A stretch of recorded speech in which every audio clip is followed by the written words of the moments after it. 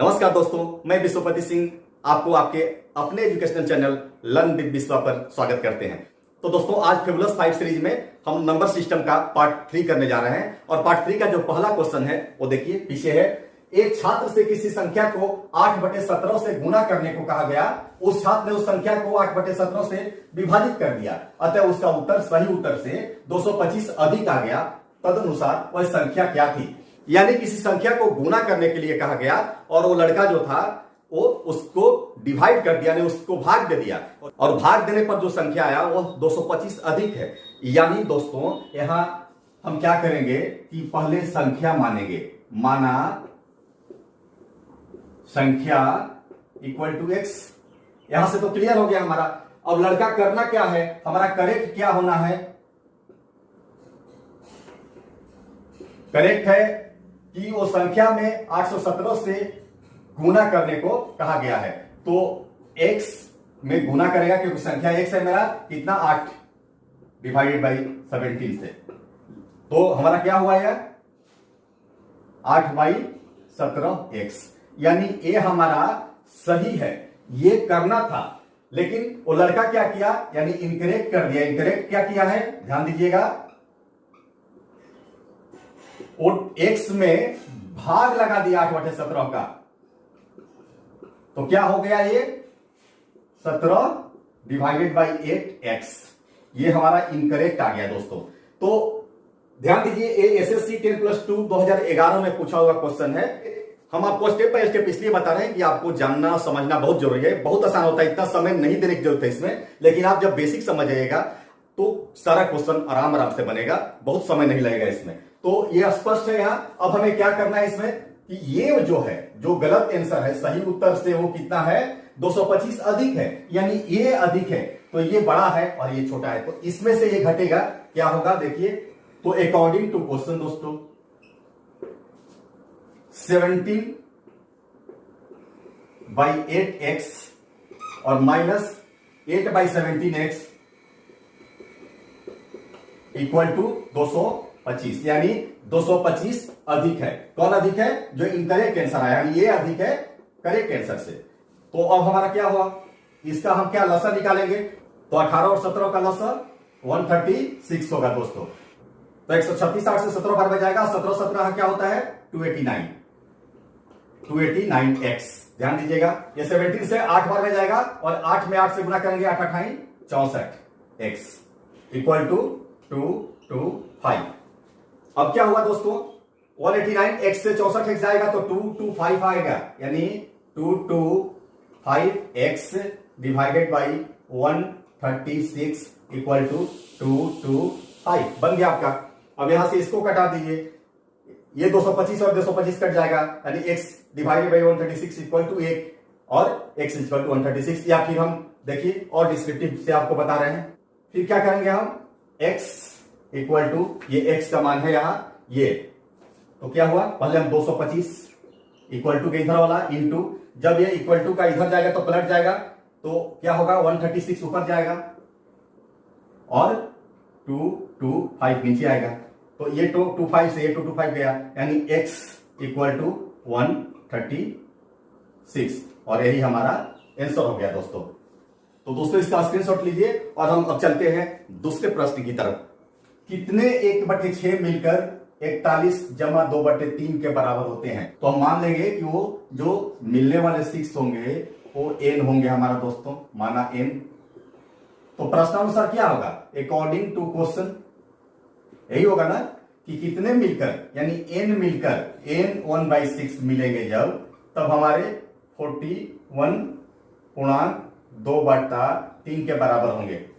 तो हो गया हमारा n इंटू 1/6 इक्वल टू 125/3। और क्या कर सकते हैं इसको, तो n इक्वल टू का हो जाएगा 125/3 इंटू, जब इक्वल टू का इधर जाएगा 1/6 तो ये 6/1 हो जाएगा, यानी यहां 6 हो गया, 1 लिख भी सकते हैं, ठीक है। तो 3 2 जा 6, तो n का वैल्यू क्या हुआ दोस्तों, तो n इक्वल टू 250। यानी हमारा ये आंसर क्या होगा 250 होगा दोस्तों। आप समझ गए होंगे इस क्वेश्चन को। आपसे आग्रह है कि आप मेरे YouTube चैनल को निश्चित सब्सक्राइब कीजिए औरों को शेयर कीजिए, जिससे कि बहुतों को यह लाभ मिल सके। मैं बहुत सारे शॉर्ट्स भी आपके लिए डालता हूं, जो एक शॉर्ट्स एक टाइप के बराबर होता है, यानी एक शॉर्ट्स पर आप कमांड कर लीजिए तो उस टाइप के बहुत सारे क्वेश्चन आप सेकंडों में सॉल्व कर सकते हैं। तो चलिए अब हम चलते हैं तीसरे प्रश्न की तरफ।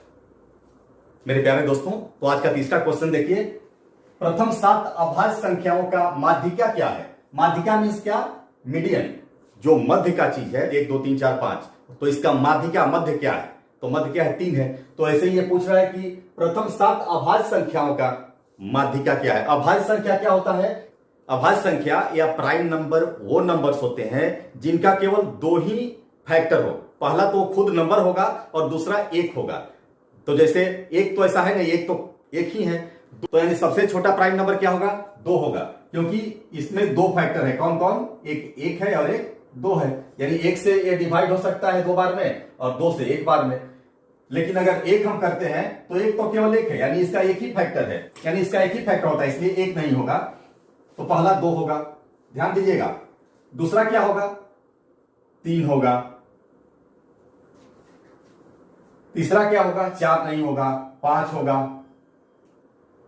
फिर 6 नहीं होगा, 7 होगा। फिर 8 नहीं होगा, 9 नहीं होगा, 10 नहीं होगा, 11 होगा। फिर 12 नहीं होगा, 13 होगा। और फिर 2 2 4 2 6 हो गया। फिर 13 नहीं होगा, 13 के बाद 14 नहीं होगा, 15 नहीं होगा, 16 नहीं होगा, 17 होगा। इतना, यानी यही तो पूछा, यही 7 है हमारा। ये तो समझ गए, यही पहले आपको प्राइम नंबर समझना है। इसका माध्यिका, माध्यिका मीन्स बीच वाला, यानी 1 2 3 4 5 6 7 हुआ, तो इधर से 3 और इधर से 3, यानी इधर से 3 आपका ये हो गया और इधर से 3 ये हो गया, बचा कौन? ये 7। तो माध्यिका 7 है, तो 7 हो गए आंसर। 15 प्राइम नंबर नहीं है, क्योंकि क्यों? क्योंकि 15 का एक तो 1 है, एक 3 से विभाजित होगा, फैक्टर 3 होगा, एक 5 होगा फैक्टर, एक खुद 15 फैक्टर होगा, यानी 4 हो जा रहा है। तो हमें प्राइम नंबर में केवल 2 ही फैक्टर होना चाहिए। तो एक तो हम समझ गए। तो आपको अगर पता है कि प्राइम नंबर क्या है तो आराम से निकल जाएगा, कोई दिक्कत नहीं होगी। दोस्तों, हमें मीडियन का प्लेस निकालना है कि वो जो मीडियन आएगा वो किस प्लेस पर आएगा, यानी 4th पर आएगा, 5th पर आएगा। जैसे यहां कितना पर आया है? 1 2 3 4 पर आया है, ध्यान दीजिएगा।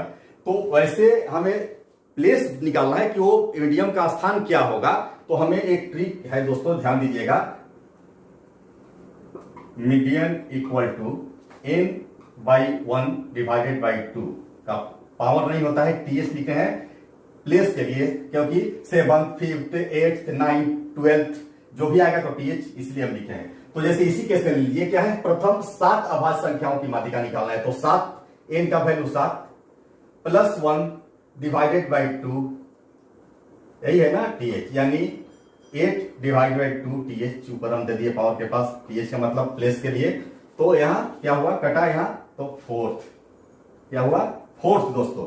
तो हमारा देखिए, अगर प्रथम 7 अभाज्य संख्याओं की माध्यिका निकालना है तो हमारा चौथा जो स्थान होगा शुरू से, वो हमारा प्लेस होगा, उसका वही हमारा माध्यिका होगा। तो चौथा स्थान क्या है? 1 2 3 4, चौथे पर 7 आ रहा है, तो हम निकालेंगे 7 होगा। तो हमारा आंसर इसका 7 होगा दोस्तों। चलिए इसके बाद हम लोग अब चौथा क्वेश्चन करते हैं। तो दोस्तों, आज का चौथा क्वेश्चन बहुत ही इंपॉर्टेंट है और ये एसएससी सीपीओ 2020-21 में पूछा हुआ क्वेश्चन है दोस्तों। यदि 1433 इंटू 1422 इंटू 1425 को 12 से विभाजित किया जाता है तो शेषफल क्या प्राप्त होगा? इंग्लिश में देख लीजिए, find the remainder when 1433 into 1422 into 1425 is divided by 12 is. क्या पूछ रहा है? 1433 इंटू 1422 इंटू 1425, इतना को जब वो डिवाइड करेगा यहां 12 से, तो हमारा पूछ रहा है कि रिमाइंडर क्या बचेगा इसका दोस्तों।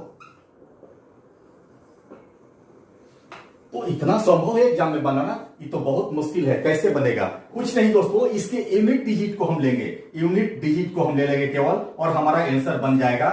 ध्यान दीजिएगा, यूनिट डिजिट ले लीजिए और उसको 12 से डिवाइड कर दीजिए, हो गया जवाब। तो यूनिट डिजिट क्या है? यहां इसका देखिए, इसका 3 है, तो 3 गुने दूसरा का यहां 2 है, 2 गुने और तीसरा का यहां 5 है, यानी यूनिट डिजिट सबका पहला पहला जो इकाई अंक है वो हम ले लिए और इसको हम डिवाइड कर दिए 12 से, तो हमारा शेषफल क्या बचेगा, ध्यान दीजिएगा, ये 5 दूनी 10 और 10 है 30, 30 डिवाइडेड बाई 12, यही ना हुआ। तो हम 30 को जब 12 से डिवाइड करेंगे तो 12 दूनी 24, क्या हुआ 6। तो रिमाइंडर क्या हो गया दोस्तों, रिमाइंडर क्या बचा हमारा, जो हमारा पूछ रहा है वो हमारा 6, और यही हमारा आंसर है दोस्तों। तो मेरा वीडियो कैसा लगा निश्चित YouTube चैनल पर कमेंट करके बताइएगा। तो चलिए इस पार्ट का मैं 5वां क्वेश्चन करता हूं। तो दोस्तों व्हाइट बोर्ड पर 5वां क्वेश्चन दिया गया, और इस टाइप के क्वेश्चन हर एग्जाम में निश्चित रहते हैं, इस बात का ख्याल रखिएगा। और ये कैसे हम सेकंडों में सॉल्व करेंगे वो आप देखिए यहां। तो पहले हम देख रहे हैं कि √24 प्लस √216 डिवाइडेड बाई √96 का मान क्या होगा, यानी ये जो है इक्वल टू किसके है।